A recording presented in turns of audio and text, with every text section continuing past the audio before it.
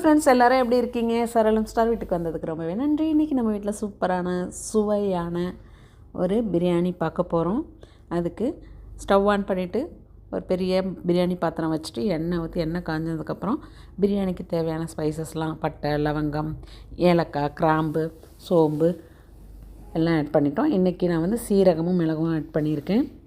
நல்லா பொரிஞ்சு வந்ததுக்கப்புறம் ஒரு 3 பெரிய வெங்காயம், 2 பச்சை மிளகாய், கருவேப்பிலை இதையெல்லாம் நம்ம சேர்த்து வதக்கிடலாம். இன்றைக்கி என்ன பிரியாணி பண்ண போகிறோம் அப்படின்றத இப்போ காமிக்க போகிறேன்.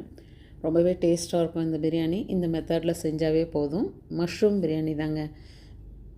எவ்வளோ சூப்பராக கட் பண்ணியிருக்கேன் பார்த்திங்களா. நல்லா காளான கடையிலேருந்து வாங்கிட்டு வந்துட்டு நல்லா க்ளீன் பண்ணிவிட்டு வாஷ் பண்ணிவிட்டு கட் பண்ணி இந்த மாதிரி வச்சுக்கலாம். இப்போது இந்த கேப்பில் வந்து சூப்பராக வெங்காயம் வதங்கி வந்துருச்சு. இஞ்சி பூண்டு விழுதை நம்ம வந்து ஆட் பண்ணிடலாம். அதே மாதிரி நல்லா ஸ்லைஸ் பண்ணி வச்சுருக்க தக்காளி, 2 தக்காளி, பெரிய தக்காளி எடுத்துருக்கேன், அதையும் ஆட் பண்ணிக்கலாம். இதுவுமே நல்லா வதங்கி வரட்டும். இப்போது நாம் கட் பண்ணி வச்சுருக்க மஷ்ரூமையும் ஆட் பண்ணிடலாம். இதுவுமே நல்லா வதங்கி சுருங்கி வரட்டும். இப்போ பிரியாணிக்கு நான் ஒரு 5 டம்ளர் ரைஸ் எடுத்திருக்கேன், பாஸ்மதி ரைஸு. அதை வந்து நல்லா ஒரு அரை மணி நேரத்துக்கு முன்னாடி ஊற வச்சுருக்கேன். அதை காமிச்சிருக்கேன் உங்களுக்கு. நல்லா கழுவிட்டு அதை ஊற வச்சுருக்கேன். ஸோ இந்த மாதிரி ஊற வைக்கும்போது நம்ம வந்து ஈக்குவலாக தண்ணி எடுக்காமல் கொஞ்சம் ஒரு 1.5 டம்ளர் கம்மியாகவே நம்ம தண்ணி எடுக்கலாம். இப்போது பிரியாணிக்கு தேவையான மசாலா, மஞ்சத்தூள், மிளகுத்தூள், சீரகப்பொடி, அப்புறம் தனி மிளகாத்தூள் ஆட் பண்ணிடலாம். ஏற்கனவே நான் 2 பச்சை மிளகாய் ஆட் பண்ணியிருக்கேன். எங்களுக்கு இந்த காரம் போதும். உங்களுக்கு தேவையான மிளகாத்தூள்னு நீங்கள் ஆட் பண்ணிக்கோங்க. ஆக்சுவலி கரம் மசாலா ஆட் பண்ணேன், அதை நான் வீடியோ எடுக்க மறந்துட்டேன். கரம் மசாலா ஆட் பண்ணிக்கோங்க. அதுக்கப்புறம் கல் உப்பு ஆட் பண்ணுறேன். பிரியாணிக்கு தேவையான கரம் மசாலாவும் ஆட் பண்ணிவிட்டேன். அதையுமே நம்ம நல்லா வதக்கிட்டோம். அடுத்து க்ளீன் பண்ணி வச்சுருந்த புதினா, அது வதங்கினதுக்கப்புறம் நம்ம கொஞ்சம் கொத்தமல்லி ஆட் பண்ணிக்கலாம். இதுவுமே நல்லா வதங்கி வரட்டும். ரொம்பவே சிம்பிளாக சூப்பரான ஒரு பிரியாணியாக இருக்கும் இது. இப்போது நான் வந்து இங்கே குவைத்தில் வந்து லபான்னு கிடைக்கும்.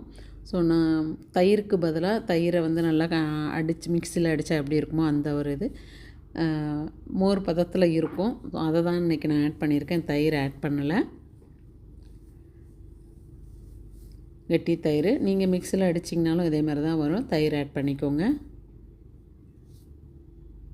தயிர் ஆட் பண்ண அந்த பிரியாணி ரொம்பவே சூப்பரான டேஸ்ட்டில் இருக்கும். அப்புறம் என்ன, ஆஸ் யூஷுவல் என்னுடைய favourite coconut milk powder add பண்ணியிருக்கேன். நீங்கள் தேங்காய் பால் வேணால் ஆட் பண்ணிக்கோங்க. இது வந்து ஆப்ஷனல் தான்.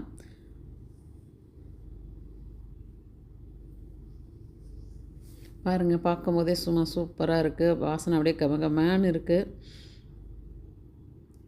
இதை நம்ம நல்லா மஷ்ரூம் வந்து சுருங்கி வர அளவுக்கு வேக வச்சாச்சு.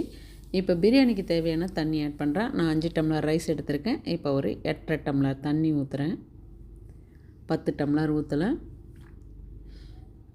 இப்போ ரைஸ் ஆட் பண்ணிடுறேன்.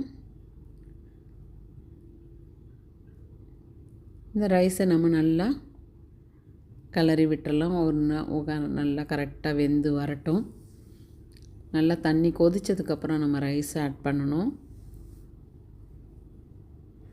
பார்த்திங்கன்னா ரைஸ் வந்து நல்லா மிக்ஸ் ஆகிடுச்சு.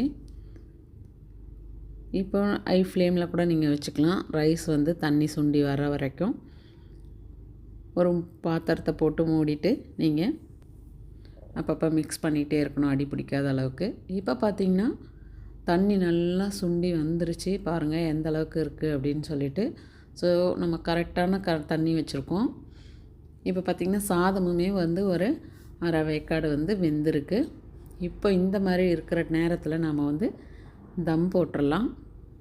அவ்வளோதாங்க, சூப்பராக சிம்பிளாக ஒரு சூப்பரான மஷ்ரூம் பிரியாணி வந்து ரெடி ஆகிடுச்சு. கடைசியில் நாம் வந்து இப்போது கொஞ்சமாக நெய் ஆட் பண்ணிடலாம். நெய் ஆப்ஷனல் தான், உங்களுக்கு இருந்தால் ஆட் பண்ணுங்கள், அப்படி இல்லைன்னா தேவையில்லை. இப்போ இதையும் நல்லாவே நம்ம மிக்ஸ் பண்ணி விட்டுட்டு இப்போ வந்து நம்ம தம் போட்டுடலாம். நல்லா சாதத்தை மிக்ஸ் பண்ணி விட்டுட்டு அடுப்பில் சிம்மில் வச்சுட்டு 10 நிமிஷம் மூடி போட்டு தம் போட்டுடலாம். அவ்வளோதாங்க. மறக்காமல் எங்கள் சேனலில் லைக் பண்ணுங்கள், சப்ஸ்கிரைப் பண்ணுங்கள். இந்த வீடியோ மற்றவங்களுக்கும் அப்படியே ஷேர் பண்ணுங்கள் ஃப்ரெண்ட்ஸ். 10 நிமிஷம் ஆகிடுச்சு. ஸ்டவ் ஆஃப் பண்ணிவிட்டேன். இப்போ மூடியை திறந்து ஓப்பன் பண்ணி பார்க்கும்போது பார்த்திங்கன்னா சாதம் எப்படி சூப்பராக வந்து தம் ரெடியாகி வந்திருக்கு அப்படின்னு பாருங்கள். பிரியாணி சூப்பராக வேறு லெவலில் ரெடி ஆகிடுச்சு. அவ்வளோதான். இதுக்கப்புறம் நம்ம சர்வ் பண்ண வேண்டியது தான். இந்த வீடியோ பிடிச்சிருந்தால் மறக்காமல் லைக் பண்ணுங்கள், கமெண்ட் பண்ணுங்கள். இந்த வீடியோ மற்றவங்களுக்கும் ஷேர் பண்ணுங்கள். Bye bye friends.